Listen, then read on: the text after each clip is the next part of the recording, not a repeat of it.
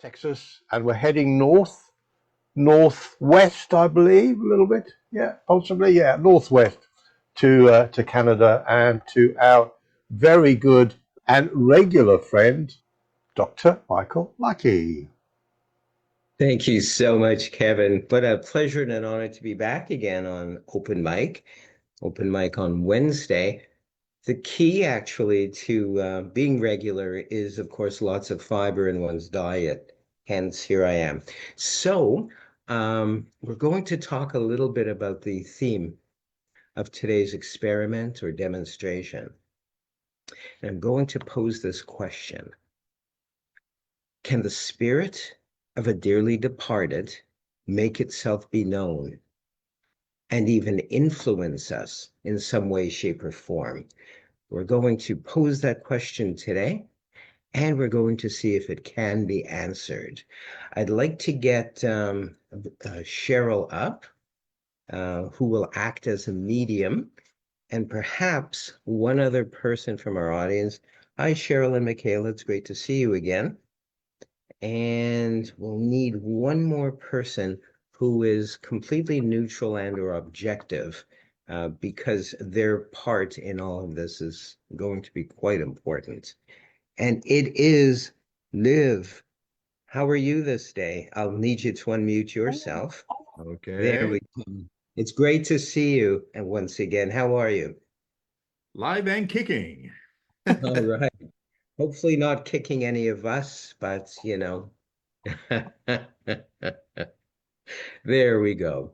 We're going to be working with, and I guess I can do this. I was debating. We'll just move this down a titch.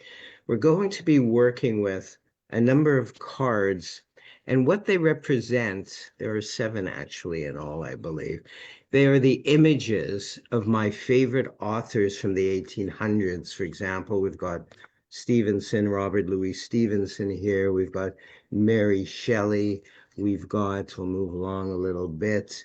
We've got Bram Stoker, I believe.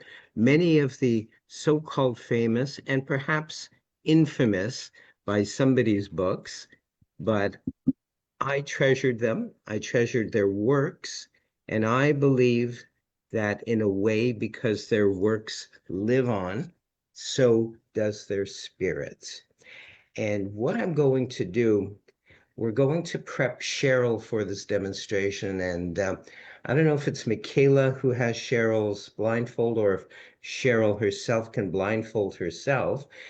It's not that crucial because no one is going to be seeing anything, including myself. In a moment, I'll be dealing out cards face down. We're not really going to know what they are. But I believe, Cheryl, it will be crucial in your focusing and your receptivity of a so-called spirit or somebody from the 1800s.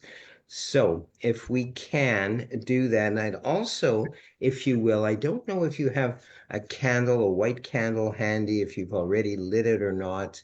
There we go, beautiful. It is nearby. It is said as well that a white candle, sometimes certain types of incense, will create a screen, thereby protecting one of, in particular, malicious spirits, perhaps. I'm hoping that none of these spirits, if we do indeed conjure them at all today, I'm hoping, nay, assuming that they're not malicious, unless Mary Shelley went insane one day and decided to inhabit someone's body and thus use them as a vessel to murder them. But this is neither here nor there. We need not worry about that. I just saw Cheryl's expression. Um, I need to create a receptivity in and around you, Cheryl, please. So I'm going to ask you now that you may gently shut your eyes and gazing in upon your brow or third eye area, focusing on your breath. I'm going to ask you, please, to take a great deep breath in, releasing with a sound. Let's try that one more time. Take a great deep breath in, releasing with a sound. Another tool that Cheryl will be using, and hopefully she has one nearby, is a slate of sorts and a piece of chalk. And in this experiment, It's been called many things, from automatic writing to spirit writing to psychography. I prefer the term automatic writing because the theory is if a spirit inhabits your body, you're just sort of going to be scribbling. Perhaps it'll be chicken scrawl nonsense. Perhaps it will make sense. So this will be an experiment as well of automatic writing so that the spirit, if it does appear, can identify itself in some way, shape, or form. Now, we're going to deal out, and these are, I must admit, in no particular order. And we have not prepared anything live, is that correct? No. In fact, not only do you have no idea what I'm about to do, but I indeed have no idea what I'm about to do. But what I'm going to do is I'm going to move my hand, and we'll make sure there are indeed 7. Yes. I'm going to move my hand back and forth, and it is a perfectly free choice, Liv. I want you, please, if you will, to say stop Stop. wherever it feels right. Stop. Stop. Here? Yeah. Yeah. There. Yeah. On position number 2, are you comfortable with that? Do you want to keep it, Oh, or do yes. you want to? Yes. You're good with that. Good. It makes for a shorter presentation so we do not bore our audience.